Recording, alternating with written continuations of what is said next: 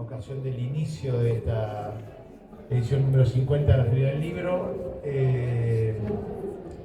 Esta es una actividad compartida en realidad por la editorial de la Universidad Nacional de San Martín, UNSAM Edita, y el Instituto Latinoamericano para el Estudio del Multilateralismo, el ILAM, en ocasión de presentar este libro, El desorden del mundo, la extrema derecha contra el multilateralismo en América Latina.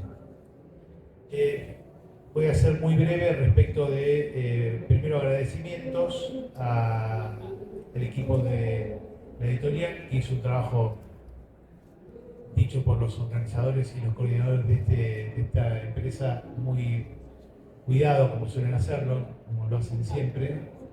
Este libro tiene un antecedente que fue una edición de un libro en portugués que se llamaba O Multilateralismo na Mira.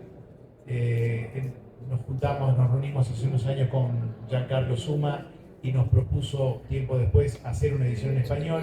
Esa edición en español no solo fue traducción de artículos de ese libro originalmente editado en portugués, sino también incorporar otras perspectivas, otros artículos, otros autores, cuyo resultado es este libro que ya tenemos aquí gracias al trabajo compartido de Giancarlo, de Mónica Gers y de todo el equipo de El ILAM y de la editorial de la UNSAM.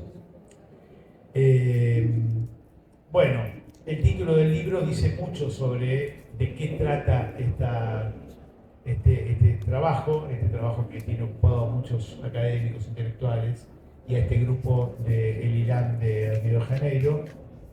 De eso van a hablar ellos. Y hoy tenemos, en este caso, presentamos este libro con dos invitados, que uno de ellos es autor, si no me equivoco, del libro, que son Juan Gabriel Tocatrián y Martín Granowski. Los presento brevemente, seguramente ustedes los conocen, pero el protocolo así lo indica. Juan Gabriel es sociólogo argentino, tiene una maestría y un PhD en Relaciones Internacionales en la Johns Hopkins University.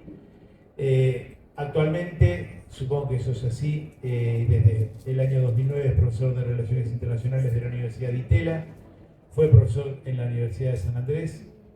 Entre 1999 y el 2008 vivió 18 años en Colombia, entre el 81 y el 88. Allí fue profesor asociado de la Universidad Nacional de Colombia y donde se desempeñó como investigador principal del Instituto de Estudios Políticos y Relaciones Internacionales. Fue cofundador y director del Centro de Estudios Internacionales de la Universidad de los Andes, una universidad preciosa ahí en Bogotá, y ha publicado, bueno, como saben ustedes, varios libros, ensayos, artículos de opinión sobre la política exterior de Argentina y de Colombia, sobre las relaciones entre Estados Unidos y América Latina, sobre el sistema global contemporáneo y sobre el narcotráfico, el terrorismo y el crimen organizado. Y siempre es un placer escucharlo, echar luz sobre este complejo presente del mundo. Y, por cierto, es un autor que nosotros buscamos con mucha persistencia desde nuestra revista Anfibia. Martín Granowski, también seguramente lo conocen, que es periodista y licenciado en Historia, columnista de, Página 12, coordinador del TV del Consejo Latinoamericano de Ciencias Sociales. Creo que sigue dirigiendo el Centro de Estudios Brasileños de la UMED y es profesor de diferentes establecimientos, y actualmente, desde hace un par de años, codirige un medio muy interesante que se llama ¿Y ahora qué? Y bueno, obviamente es un periodista que se ha especializado particularmente sobre temas latinoamericanos, sobre temas regionales y sobre temas de relaciones internacionales. Y finalmente presento a los que hicieron este trabajo, a los que coordinaron este trabajo. Giancarlo Suma, a nuestra izquierda, que es miembro de la dirección del Instituto Latinoamericano para el Multilateralismo, periodista y politólogo. Fue director de comunicación de la Organización de las Naciones Unidas en Brasil, México y África Occidental, asesor del Banco Interamericano de Desarrollo en Europa.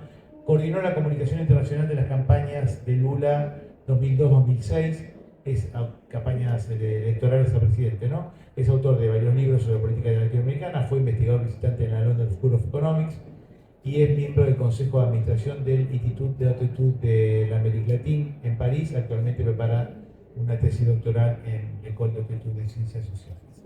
Mónica Gers es presidente del Instituto Latinoamericano para el Multilateralismo, fue profesor titular del Instituto de Relaciones Internacionales de la Pontificia Universidad Católica de Río de Janeiro hasta el año pasado, tiene un doctorado por la London School of Economics y es autora de, bueno, es una referente de los temas de la política internacional, el multilateralismo, la gobernanza regional y global y la política exterior de Brasil. Dicho esto, para no abundar y darle la palabra a los que saben, la dinámica de la mesa va a ser, le vamos a pedir a Juan Gabriel en primer lugar y luego a Martín que nos den una intervención de unos 15 minutos, en la cual yo me hago cargo que no se extiendan, sobre los temas del libro y lo que le ha sugerido el libro, y luego le damos la palabra a los autores. Bueno, y muchas gracias a todos ustedes por venir.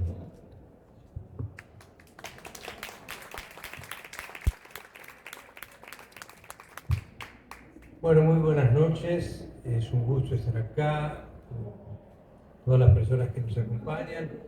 Yo debo, en primer lugar, agradecer la inclusión en este volumen que han compilado a Carlos y Mónica. Y yo diría que el texto y el conjunto de ensayos que van a encontrar tiene dos pilares como punto de referencia. Uno es el estado de la democracia como producto del avance de las ultraderechas o extremas derechas, con particular énfasis en América Latina, pero no solamente en América Latina, porque hay referencias a Europa, a Estados Unidos, y muchos de los textos tienen un sentido más comparativo que estudio de casos simplemente. Y el otro eje, el otro pilar, es el del multilateralismo. Mis observaciones hoy breves van a versar sobre lo segundo, sobre el multilateralismo, y voy a tocar el fenómeno de las extremas derechas, pero quiero introducir básicamente tres consideraciones. La primera es que, por supuesto, y con razón, la mayoría de los textos explicita el estado debilitado del multilateralismo hoy, el déficit en general del multilateralismo y en particular aquellos que socavan el multilateralismo. Sin embargo, yo quisiera ver si esto es un nuevo ciclo de la problemática del multilateralismo o si tiene una especificidad muy singular. ¿Qué quiero decir con esto? Quiero decir que en los años 70, cuando se hablaba del multilateralismo, había en el norte en particular y en especial en Estados Unidos, la sensación, esta es una expresión de Kissinger en su momento, de que en Naciones Unidas, por ejemplo, había una dictadura de las mayorías. Es decir, el tercer mundo irrumpía de tal manera que hackeaba algunos de los principios, normas, preferencias de los más poderosos. Y por lo tanto, Kissinger y Estados Unidos en particular procuraron hacer frente a esto. En aquella época, algunos y algunas de las aquí presentes se acordarán, el tercer mundo lleva a la agenda multilateral la idea de un nuevo orden económico internacional. Era un desafío realmente al capitalismo existente con la expectativa desde el sur de transferencia de tecnología, reconocimiento de modelos de desarrollo alternativos, etcétera, etcétera, etcétera. En ese contexto, Estados Unidos, Kissinger en especial, pero no solamente Kissinger, tuvo la posibilidad de armar una coalición occidental muy fuerte que evitó cualquier reforma. La evitó. Se condenó a la desaparición con el tiempo. Yo creo que hoy hay un nuevo argumento sobre el debilitamiento del multilateralismo, pero en un contexto geopolítico mundial muy distinto. Acá, el que está cuestionando el multilateralismo, ahora mucho más, es Occidente.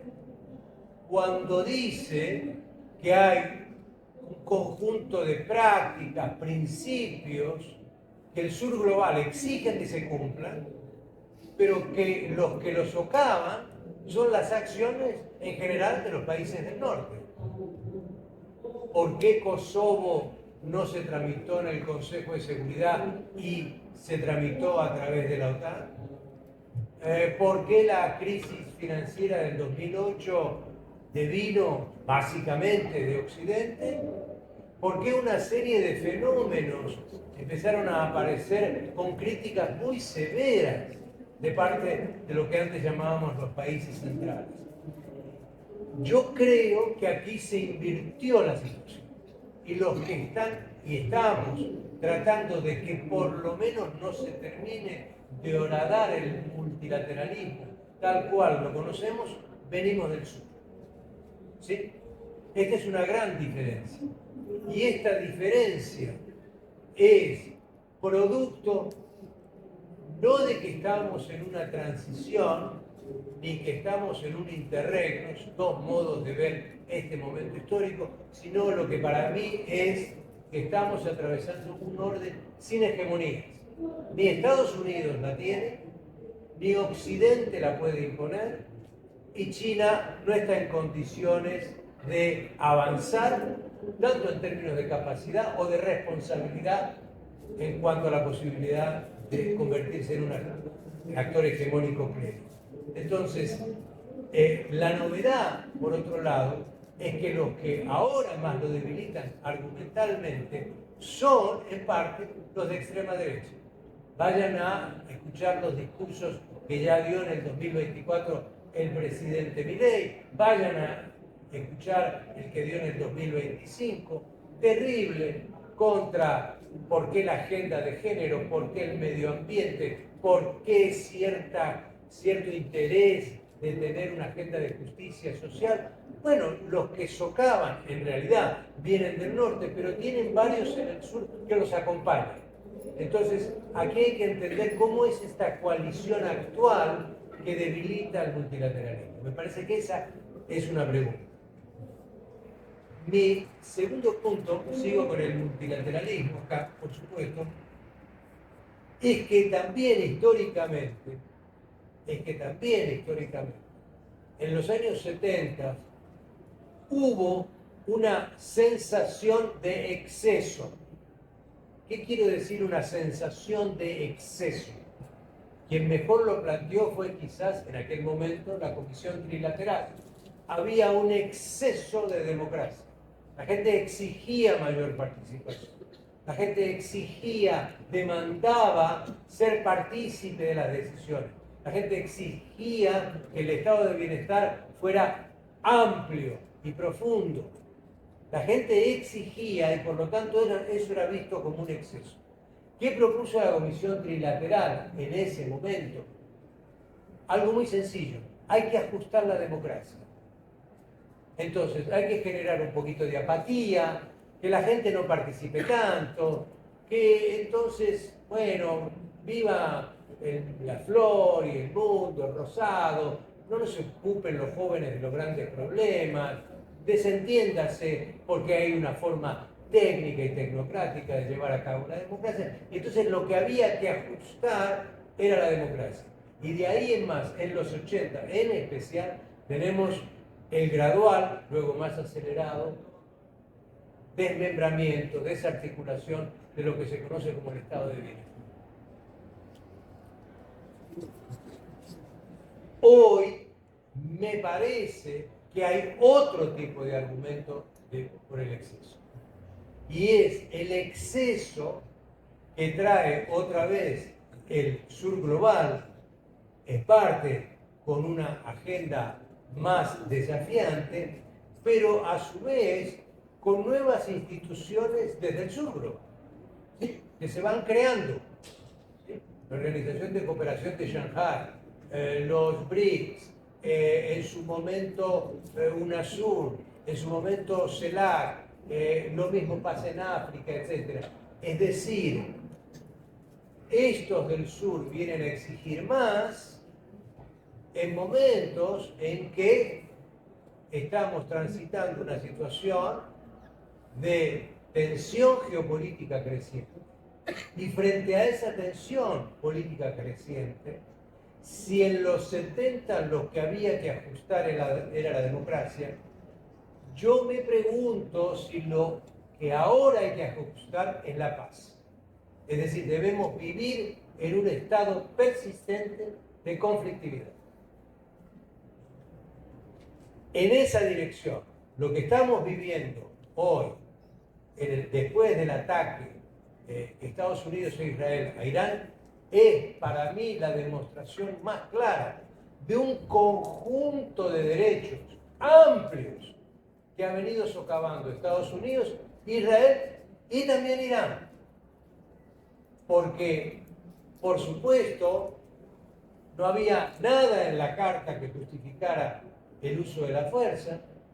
Por supuesto, la reacción en clave de legítima defensa de Irán tiene un límite cuando empieza a atacar, a bombardear con misiles y drones a los países árabes. Eso es indiscriminado, eso no es legal. Cuando el secretario de Guerra de Estados Unidos dice Estados Unidos debe, abro comillas, abandonar las reglas de enfrentamiento. ¿Qué es lo que quiere decir? Que buena parte del derecho internacional humanitario no hay que aplicarlo, que la proporcionalidad no hay que aplicarlo, que se puede atacar blancos civiles sin problema. ¿Qué es lo que responde Irán? Bueno, cierra, no usa la palabra bloqueo, cierra el estrecho de Hormuz, que es una forma de impedir la libertad de navegación. ¿Qué es lo que entonces insisten Estados Unidos e Israel en sus ataques? Atacan lugares donde hay producción potencial o efectiva o comprobada de asuntos vinculados a la cuestión nuclear, sin detenerse a el conjunto de normas existentes mediante el cual no pueden ser objeto de ataque sitios donde hay reactores nucleares. Entonces, acá lo que quiero decir es que esto se ha vuelto demasiado complejo y que el tema trasciende la democracia. La incluye, por supuesto, porque se debilita. Pero ciertamente aquí lo que va a haber que ajustar, y vamos a ver si eso es así, es la paz o no. Y quedan muy pocos defensores de la paz. Me atrevo a sugerir. Si miro los gastos de defensa en el mundo, si miro la cantidad de conflictos hoy existentes en el mundo, si miro el incremento de los presupuestos de defensa de las grandes potencias, etc. Tercero y último punto. Yo creo que hay dos fases del multilateralismo que simultáneamente están en crisis. El mundial, pero también drásticamente el regional. El regional nuestro, el regional de América Latina. Ya estaba en crisis el hecho de que se había bloqueado, de hecho está bloqueado, la posibilidad de hacer una reforma del Consejo de Seguridad para que nuevos miembros ingresen con voz, voto de manera permanente o rotatoria, reconociendo una redistribución de poder en el mundo que existe, es un hecho. Eso se quedó bloqueado. Ahora es inexistente la Organización Mundial del Comercio. Es inexistente. Nadie va a la Organización Mundial del Comercio a pelearse con Estados Unidos después de que impuso unilateralmente aranceles. Ya nadie va a reclamar nada. Y la OMC es un edificio que no existe porque no toma decisiones. Esto va más allá. Va vinculado al congelamiento de una distribución de poder de antaño, Les voy a dar un ejemplo concreto que es el siguiente. Si yo tomo a los 27 países de la Unión Europea, entre todos representan el 15% del Producto Bruto Mundial. El 15% del Producto Bruto Mundial se genera en la Unión Europea. China solo genera el 18% del Producto Bruto Mundial. Ahora, en el Fondo Monetario hay votación, crédito Argentina u otros créditos, ¿sí? Bueno, los 27 países de Europa en conjunto, el porcentaje de votos que tienen es del 26%. El porcentaje de votos que tiene China es del 6%. Vaya usted a modificar esa regla. Vaya usted a modificar esa regla con más justicia. Se imagina entonces lo que nos queda al resto. Y luego tenemos el problema regional, que es gravísimo porque hemos estado destruyendo lo que habíamos creado. Teníamos UNASUR, es inexistente UNASUR. Creíamos que esto mejoraría el retorno de Lula al gobierno y la CELAC maduraría. Recuerden que Bolsonaro retiró a Brasil de la CELAC. La CELAC está congelada, hibernada, no toma ninguna decisión porque es por unanimidad. Y hay un conjunto de países que siempre bloquean todo. Entre otros encabeza eso Argentina. Pero ahora, a su vez, no es que vamos a recrear la OEA como un foro, un ámbito multilateral que uno puede decir, bueno, nos queda eso, algo. No, acaba de crearse el 5 de marzo lo que se llama el Escudo de las Américas, a través de la decisión de 16 ministros de Defensa más el secretario de Guerra de Estados Unidos, de una articulación por fuera de la OEA, por fuera del TIAR, por fuera de la Junta Interamericana de Desarrollo, por fuera de todos los instrumentos que tenemos, para, como la letra que dice, para, abro comillas, operacionalizar el uso de la fuerza militar contra el narcoterrorismo. Cierro comillas. Y ahí hay 16 países de América Latina que están en eso. Entonces nuestras fracturas están debilitando cada día más nuestro multilateralismo. Yo recomiendo leer este libro porque acá está mucho de lo que yo acabo de contar y creo que trae las preguntas que son y posiblemente en algunos casos también haya buenas respuestas. Gracias. Buenas noches, muchísimas gracias por la invitación y por la oportunidad de comentar el libro en esta situación. Y cuando digo esta situación es en parte lo que acaba de describir Juan Gabriel y obviamente en esta situación mundial que también acaba de describir en términos regionales y en términos internacionales. A veces, cuando uno escribe, me pasa con notas periodísticas, así que imagínense lo que es con un libro. Y sale el libro, el libro obviamente es anterior a la guerra, digo, la mayoría de los artículos son anteriores a la guerra, y luego puede aparecer la duda, ¿no habremos quedado fuera de tiempo? ¿No estaremos fuera de espacio?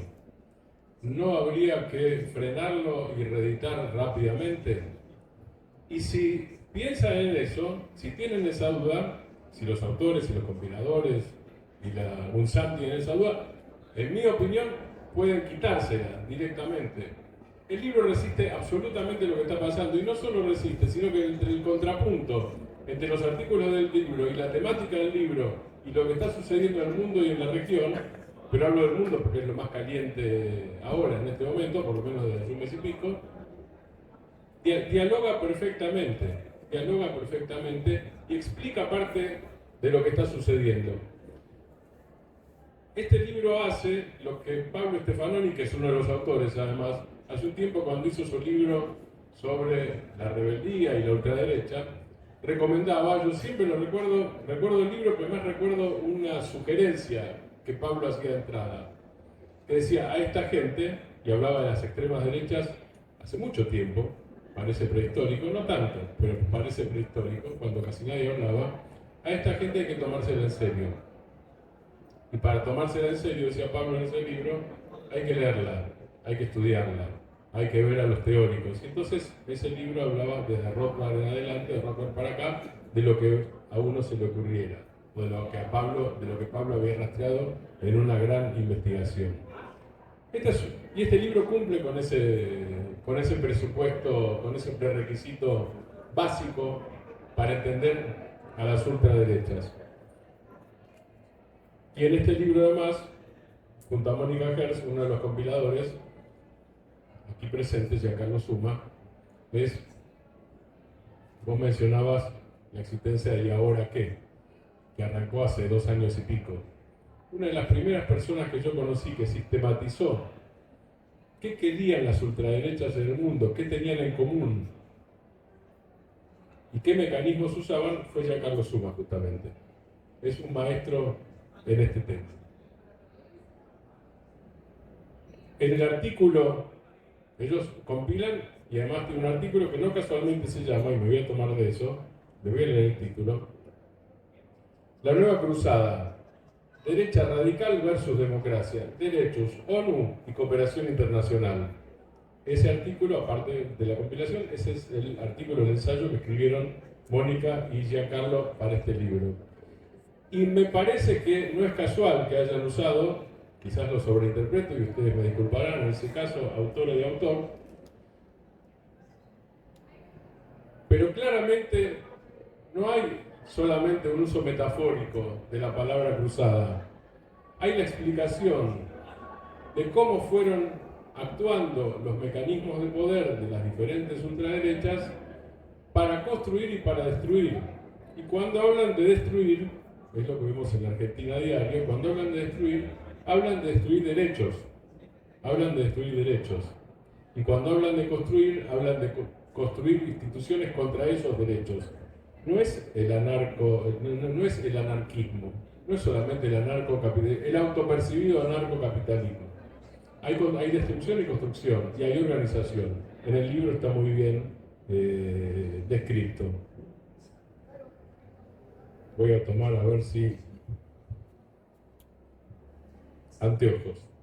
Un párrafo. Yo elegí un párrafo de 2 ensayos. Uno es el de ellos, dice: en los últimos años, dice, la acción diplomática de los gobiernos nacionales, acción diplomática, o sea, acción, insisto con esto, liderados por actores de extrema derecha, se concentró en crear obstáculos a cuestiones y agendas específicas, como la igualdad de género o la eliminación gradual de los combustibles fósiles, y en el intento de rediseñar, de nueva acción, agrego yo, sectores enteros del sistema multilateral considerados contrarios a determinados valores morales o a una visión estrecha de los intereses nacionales.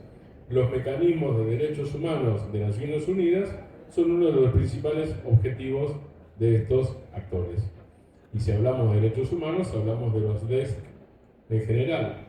Estábamos comentando antes, creo que no cometo ninguna infidencia, estamos comentando antes de que empezara esta charla justamente el asombro, o no sé si el asombro, creo que ya a esta altura de asombro mucho no hay, pero el impacto que produjo cuando leímos esa lista de los réprobos hecha por Trump al principio de su administración, y la Comisión Económica para América Latina estaba entre esos réprobos, lo estábamos comentando antes. Bien, esto tiene que ver con mecanismos de derechos humanos, con mecanismos de multilateralidad y también con las expresiones regionales de las que hablaba recién, a mi juicio muy sabiamente, Juan Gabriel.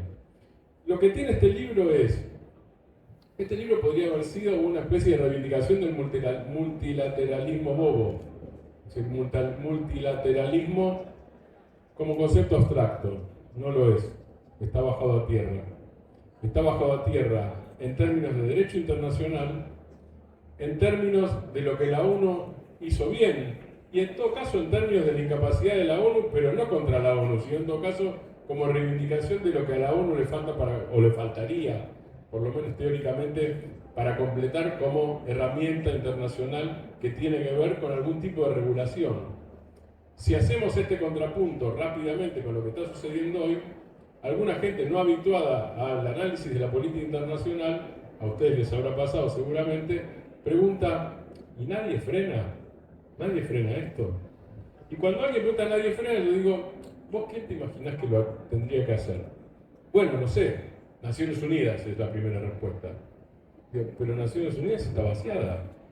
Quiere decir que esto, que nadie frena, no por casualidad, nadie frena porque hubo una decisión que es la que ustedes justamente describieron. Había una decisión destructiva para que para esto no hubiera freno. Para que ni siquiera rija ya no solo el derecho internacional, sino ni siquiera el derecho internacional humanitario, del que hablaba con Gabriel antes, también hay una decisión.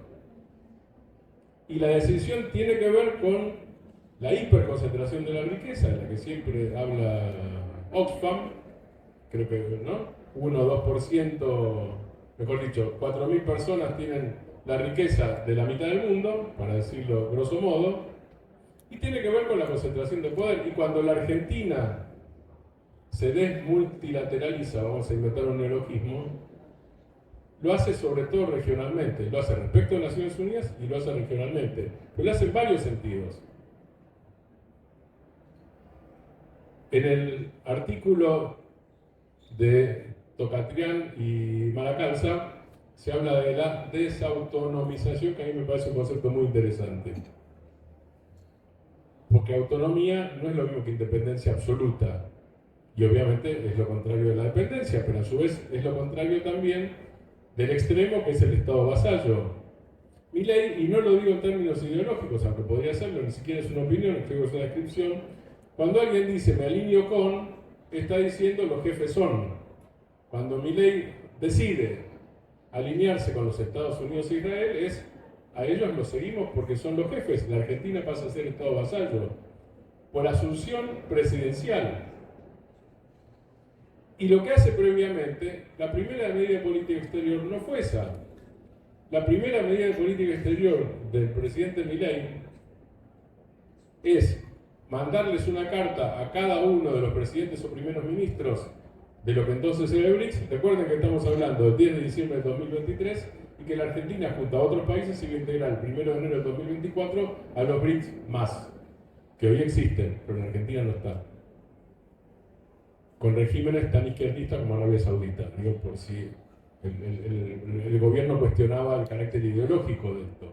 Ahora, ¿cuál era el cuestionamiento? Lo que hace Milei es mandarle una carta acá. Como cambia el criterio de política exterior de Argentina, no vamos a integrar el grupo BRICS a partir del 1 de enero de 2024, que había sido negociado por el gobierno de Alberto Fernández con Felipe Solá y con Santiago Cafiero de Cancilleres. Ahí no hubo ninguna diferencia. Tampoco diferencia con Cristina Fernández de Kirchner. Debe haber sido uno de los pocos elementos de consenso absoluto del gobierno anterior. Cuando dice eso, lo que está diciendo es, lo que está haciendo, digo, no es lo que está diciendo, lo que está haciendo es renunciar a una parte del multilateralismo que en realidad tiene que ver con la cooperación, con lo que en una época se llamó cooperación sur-sur. O si quieren, en este caso, si no quieren usar sur-sur, es quedar relacionados de manera institucional con el sector del mundo de mayor crecimiento, de mayor posibilidad de crecimiento, de mayor nivel de inversiones, de mayor nivel comercial, etcétera, etcétera, del centro es Asia-Pacífico. Y la India. Y resulta que la Argentina tiene como principales socios comerciales, los dos principales se van alternando, son China y Brasil, que vienen a ser la B larga y la C o la CH, si ustedes quieren, de BRICS. Pero la India también, para algunas provincias argentinas, la India es el segundo socio comercial. Ahora, no es un problema solo de comercio, porque además de todo, no me quiero extender en esto, pero quiero señalarlo, además de todo, el gobierno de Milei elige la peor relación posible con China. La peor relación posible con China es la importación libre. No hay peor relación que esa. No integrando los BRICS, se pierde la posibilidad de inversiones financiadas con el nuevo Banco de Desarrollo. Es decir, rechaza la posibilidad de incorporar infraestructura y termina promoviendo la importación de basura mientras hace un discurso ideológico comunista de la Guerra Fría, como si Xi Jinping fuera un presidente de la época de la Guerra Fría. Lo que hay entonces es destrucción institucional, lo que hay es violación exhibicionista del derecho internacional. No hay solamente una violación del derecho internacional. En el libro queda muy claro. Cuando hablan de cruzada, exhibicionista, palabra mía, no de ella y de ellos. Pero cuando hablan de cruzada, no es hagamos esto y que no se note. No, es ejerzamos el poder, concentremos, seamos activos, incluso por medio de agresiones, y que se note. Y esto tiene que ver con las directivas de Trump, tiene que ver con la asimilación ya explícita. No es que esto es un descubrimiento nuevo, ni que es un fenómeno nuevo. En la concepción de los Estados Unidos de la seguridad nacional, o la asimilación entre seguridad nacional norteamericana y seguridad internacional, es tan vieja como los Estados Unidos. La explicitación exhibicionista de eso es un fenómeno relativamente nuevo, me parece a mí. Que es directamente la encarnación de la amenaza permanente. Una última cosa, porque debe gustar el tiempo, ¿no? Tengo 1 minuto y medio, bien. El artículo de Juan Gabriel y Bernabé Malacalza habla dice la palabra colérica. El concepto más interesante para mí es el de desautonomización. Pero habla de una política exterior colérica. Y así como el libro no se centra en la descripción o la exaltación de un multilateralismo abstracto, tampoco se queda en la crítica de las formas. Y cuando dice colérico, no es solamente hablar de un exaltado. Leo, este es el principio del artículo que ellos escribieron y que está en este libro tan interesante. El término colérico tiene raíces profundas en la historia del pensamiento médico y moral. Procede del latín colericus, a su vez derivado del griego coléricos, vinculado a colep, la bilis, y más específicamente la bilis amarilla. En la medicina hipocrática, esta sustancia determinaba el temperamento humano. Su exceso se asociaba con la irritabilidad, la impulsividad y lo irascible. Así, lo colérico no designaba simplemente un estado pasajero de enfado, sino una disposición persistente, casi constitutiva, de reacción vehemente y emocionalmente desbordada ante el mundo. Esta asociación histórica entre bilis y cólera no fue solo lingüística o médica. El cólera como enfermedad era también visto como el resultado físico de un desequilibrio emocional. La noción de política exterior colérica, entonces, permite pensar un tipo de acción pública que responde a fuertes reflejos viscerales. De nuevo, acción, decisión, poder. Lo mismo que está, y con esto termino, y es la otra parte interesante, pero no me quiero extender porque uno tiene que ser más o menos disciplinado.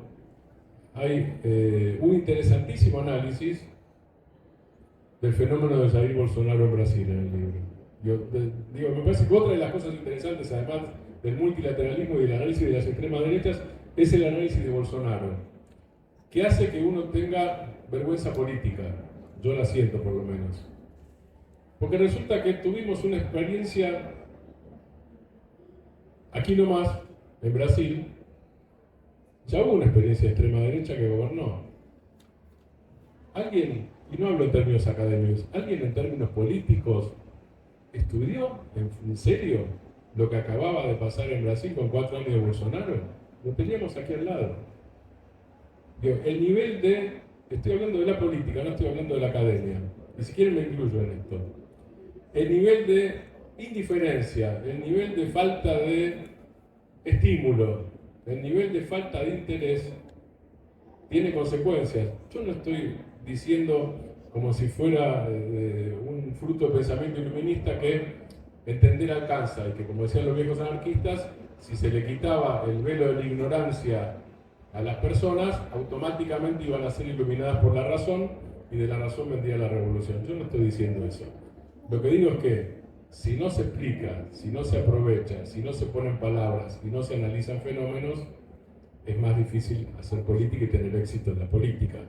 Me parece que este libro viene a llenar En ese caso, espero que por lo menos una parte lo lean y yo me voy a encargar por lo menos de tratar de impulsar eso en lo que me toca. Me parece que este libro viene a significar exactamente lo contrario, es análisis muy concreto de situaciones concretas con un altísimo nivel de reflexión. Muchas gracias.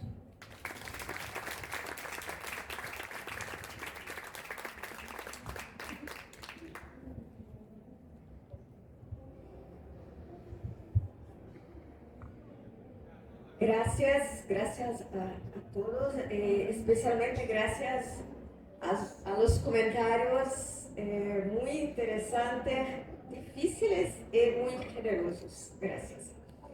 Y creo, Juan, que hay una pregunta que es central para nosotros ahora, que es sobre las coaliciones. ¿Cuáles son las coaliciones que dan soporte a ese proceso de destrucción del multilateralismo y también de la democracia? Pero también tenemos que preguntar cuáles son las coaliciones que pueden resistir a ese proceso. Y creo que la forma como tratamos la extrema derecha como un movimiento internacional, transnacional, muy organizado, que hay que estudiar y mirar todas las formas de interacción con mucho cuidado, pero también es una práctica que no es homogénea.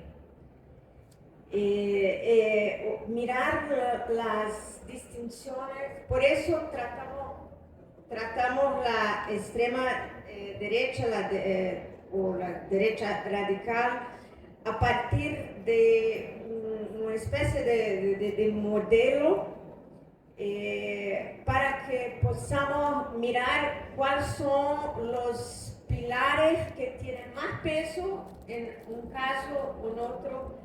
Mirar esa diferencia es fundamental para entender las dos coaliciones. Claro que un primer elemento es el rechazo de la democracia liberal. En particular, hablamos de esa política colérica que es expresión de una concentración de poder enorme, que es lo que es el líder Trump. Es claro, es el ejemplo más obvio, más claro, pero esa idea de una profunda concentración de poder que entra en contradicción con los principios de la liberal, de la democracia en general. Eso está claro en todos esos grupos. Pero trabajamos con esos elementos del rechazo de la asociación entre derechos de todo tipo y la igualdad, la inclusión y el progreso. Esos son temas del sistema ONU. El sistema ONU no trae soluciones, pero es un espacio para la disputa sobre esos temas. Después, la exaltación del nativismo y el patriotismo como resultado de la búsqueda de una comunidad homogénea, idealizada y leal al Estado.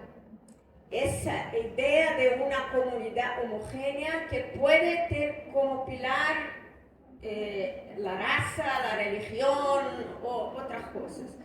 No importa, es esa idea que está en profunda contradicción con la idea de pluralidad presente en los debates, en las normas del sistema multilateral. Es ese nacionalismo agresivo que vemos en Israel, en Estados Unidos y otros países. La lógica de amigo-enemigo, siempre buscando un enemigo, el inmigrante, el musulmano, las mujeres, las feministas, los comunistas, no importa. Esa dinámica del amigo-enemigo trayendo de vuelta a Carl Schmitt a nuestra realidad. También un tradicionalismo muy claro, la exaltación de un pasado idílico, mítico, cuando prevalecían las jerarquías sociales, los valores morales más claros, más lindos, más básicos, más naturales. Eso también es un pilar importante. La aceptación de la violencia como instrumento legítimo de la interacción social y política. Eso justamente está directamente relacionado con la idea de que no hay espacio para la paz. La violencia se torna una parte central de las relaciones, no solamente entre estados, pero ciertamente entre estados. La guerra y la idea de que la violencia es aceptable como solución para disputas, entonces para nosotros es muy importante tener esa discusión sobre qué extrema derecha es, de qué estamos hablando, para podernos pensar sobre qué coalición son las que están rechazando el multilateralismo y también las coaliciones que podemos construir, como creo estaban intentando esta semana en Barcelona los grupos progresistas. Y me llama atención que sí, tenemos los movimientos de extrema derecha, tenemos parte de la clase capitalista, tenemos la industria de armas, que es uno de los pilares de ese proceso de destrucción del multilateralismo. Tenemos liderazgos religiosos. Entonces hay que mirar en cada país, en cada realidad local, cuáles son los actores más poderosos que dan a esa lucha un sentido. Gracias.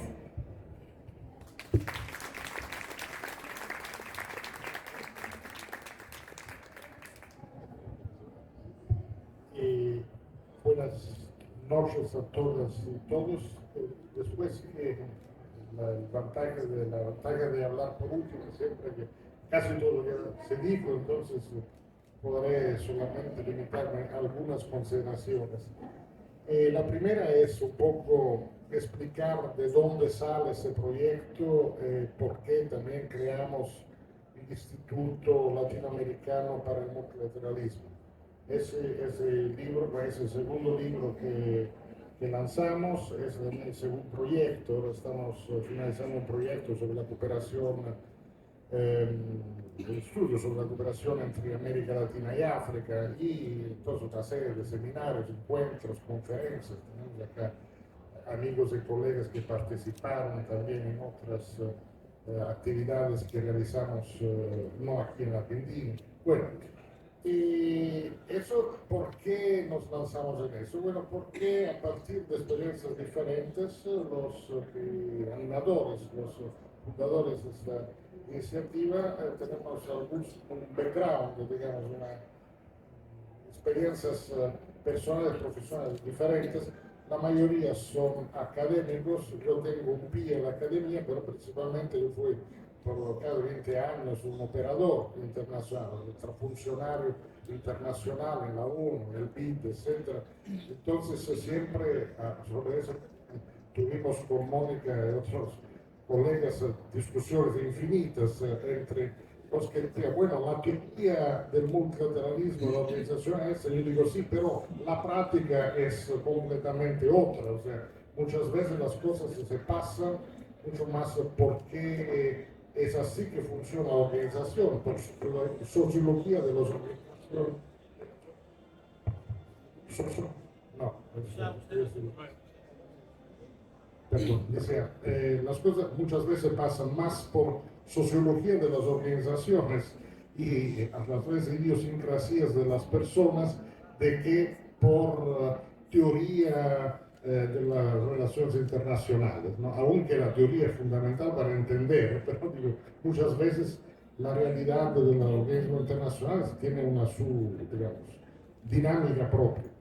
Entonces, pero nosotros todos pensamos que el multilateralismo, el sistema ONU, con todos sus problemas, límites, dificultades, a las veces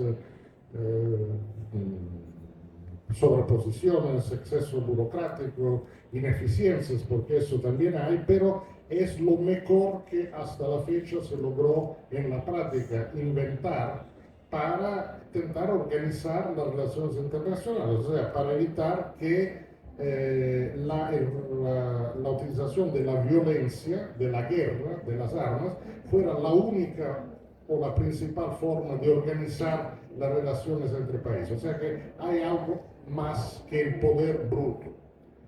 Y esto esencialmente funcionó razonablemente con problemas, fases, etcétera, por 70 años. O sea, digamos, entre 1945 y 2015. 2015 fue el año cuando, parece un siglo, el año cuando las Naciones Unidas, por unanimidad, aprobaron el acuerdo de París sobre el cambio climático y la Agenda 2030, o sea, los 17 objetivos de desarrollo sostenible, que son una agenda de civilización mínima, o sea, hay que reducir el hambre, aumentar el nivel de alfabetización, reducir las desigualdades. Digo, no es una agenda, aunque Agustín Laje en su libro sobre el urbanismo diga otras cosas, no es una agenda, no es el segundo manifiesto del Partido Comunista, es una lista de medidas, digamos, hasta banales, aunque no se logra implementar eso.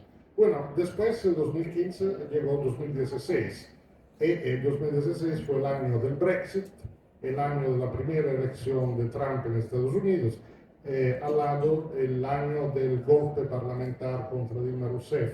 Fue a partir de este año, o sea, precisamente con la aceleración reaccionaria que se dio con la administración Trump a partir de 2017, y después Brasil con la elección de Bolsonaro 2018, etcétera, pero sí de una aceleración en la decomposición de una situación que ya estaba, digamos, frágil objetivamente, pero es allá que todo se aceleró y aunque había muchos problemas, piensa en 2015, lo que se logró en 2015 como resultado de la diplomacia multilateral es casi increíble, es como realmente estamos hablando de otra fase histórica. Bueno, entonces la idea es, tenemos que pensar, hay que reflexionar sobre eso, reflexionar, hay que pensar, hay que elaborar, hay que también hacer una operación que no es ni un poco sencilla, que es conjugar el rigor académico, el rigor de análisis con bueno, el tentativo de tener un mínimo de incidencia política en la policy, o sea, llegar a los que a final después, cuando hay gobiernos más pro multilateralismo o más civilizados, bueno, que puedan hacer las cosas que, que sería bueno que hagan a partir de la experiencia concreta y no solo repetir los errores. Antes de mí, Martín y Gabriel también se refirieron, por ejemplo, a la destrucción de los instrumentos multilaterales regionales, por tanto, UNASUR, CELAC, etc. Bueno, Pero UNASUR, por ejemplo, yo le digo, yo pienso que les confieso mi frustración cuando una vez que regresa una normalidad democrática a Brasil, Lula es nuevamente presidente a partir de 2023, pero afuera de Brasil, hablar de la necesidad de relanzar UNASUR, nada de concreto se hizo. Y eso es una cuestión muy concreta para América Latina, porque nuestra región es una región cuya organización internacional y cuyas relaciones diplomáticas son desde el final del siglo XIX muy ligadas al sistema multilateral. Somos nosotros que inventamos el multilateralismo con el panamericanismo, la primera conferencia panamericana, la construcción de la Organización Panamericana de Salud en 1902, o sea, casi 50 años antes de que la Organización Mundial de Salud fuera creada en ámbito de Naciones Unidas. Bueno, después ahora Trump y también Milei decidieron que no le gusta la OMS, pero bueno. Entonces, la América Latina participó y más en la creación de la Sociedad de las Naciones. Nuestra región inventó el concepto de no injerencia y de resolución pacífica de los conflictos no la convención, la declaración de Montevideo, firmada además por Estados Unidos, entre otros. O sea, los países latinoamericanos representaron el 40% de los países fundadores de Naciones Unidas en 1945. O sea, la concepción de derechos humanos que después se da en la Declaración Universal de Derechos Humanos y en la Carta de Derechos Humanos de las Américas, del sistema interamericano, es una contribución nuestra. Deberíamos tener orgullo de reivindicar eso y de actualizar eso. Bueno, la situación es dramática hoy porque, bueno, por todo lo que acá los colegas y amigos que me precedieron acaban de recordar. Y hay una cuestión que se está, digamos, muy banal, que está amenazando la capacidad mínima del sistema multilateral de seguir haciendo su trabajo, que es la falta de recursos y la falta de legitimidad. Es una pinza, o sea, es un ataque de los dos lados. La falta de legitimidad, todo lo que ya se habló. La falta de recursos es algo, bueno, que se debe mucho a la iniciativa unilateral de Estados Unidos. Es interesante que la última administración de Estados Unidos que pagó todo lo que debía en el tiempo establecido a la ONU fue la administración de Jimmy Carter. Eso se van algunos años. Jimmy Carter fue presidente hasta 1980. En 1981 fue Reagan que asumió y bueno, y después se pasó todo lo que sabemos. Estados Unidos debe solamente al secretariado de la ONU 4.000 millones de dólares. Es plata que no hay, lo que significa que hoy el sistema ONU está al borde del colapso financiero, eso lo dijo el secretario general. Está una carrera hacia la falencia, la quiebra, falencia hacia una corrida hacia la quiebra. Y bueno, pero la cuestión interesante es que, interesante lo digo, no es, digo irónicamente, es que sí, los Estados Unidos hace mucho tiempo pararon de pagar lo que deben, pero nadie, ningún otro país o grupo de países entró allá diciendo, bueno, ¿qué hacemos? O sea, por lo menos resolvemos ese problema inmediato. Y cuando hablamos de 4.000 millones de dólares, bueno, a nivel individual es mucha plata, pero cuando hablamos de gobiernos de los 193 países miembros de la ONU es prácticamente un cafecito, una botella de agua, pero ni eso se hizo. Entonces hay una cuestión, cómo tenemos que reivindicar lo bueno que se hizo con todos los límites, pero hay que imaginar, digamos, tener una discusión a nivel nacional y a nivel internacional, global, de cómo se pueda relanzar un multilateralismo adecuado a la situación actual, que es una situación multipolar, porque estamos exactamente en ese terreno, pero donde no hay más un único país o dos países que puedan determinar todo, hay realmente una pluralidad digamos, de acciones, y en esto abro, bueno, sé, estoy terminando, abro cero paréntesis. Es verdad todo lo que Juan Gabriel está diciendo sobre totalmente el desprecio contra el derecho internacional, el derecho humanitario que se dio, digamos, se hizo visible en los últimos 2 meses en ese conflicto absurdo en Medio Oriente, pero también asistimos a una cosa increíble, o sea, la gran potencia mundial, Estados Unidos, como dice Trump, con las fuerzas armadas más poderosas del mundo, que delante de una reacción de un país que no es pequeño, es una gran civilización, antigua, etcétera, pero resistieron esencialmente, forzaron a Estados Unidos a parar su ataque. Entonces, es una cosa, algo se está pasando. El punto es, eso termino, tenemos que defender el sistema, cambiar el sistema, porque no se inventó, no se logró inventar nada mejor hasta la fecha, pero hoy tenemos un problema adicional, sobre el cual dedicamos ese libro, que es ese crecimiento de la extrema derecha. Hay razones por ese crecimiento, no voy a hablar de eso, pero es un problema, porque por esos actores políticos, la idea del multilateralismo es intrínsecamente inaceptable. Los derechos son inaceptables y la idea que países puedan cooperar entre sí para resolver problemas complejos que ningún país puede enfrentar solo es inaceptable también. La idea es el poder absoluto y unilateral. Y esto simplemente no funciona. Tenemos, por tanto, digamos, una agenda interdoméstica, internacional y doméstica, trabajar globalmente y a nivel de los países, entender cuáles son las razones que las extremas derechas, digamos, del crecimiento de esos actores, porque hay que políticamente barrarlos a ellos y reconstruir un sistema internacional que nos salve de lo que decía Gabriel, o sea, que el futuro sea un futuro de guerra, de conflicto permanente, de guerra permanente, como esencialmente fue hasta 1945. Gracias.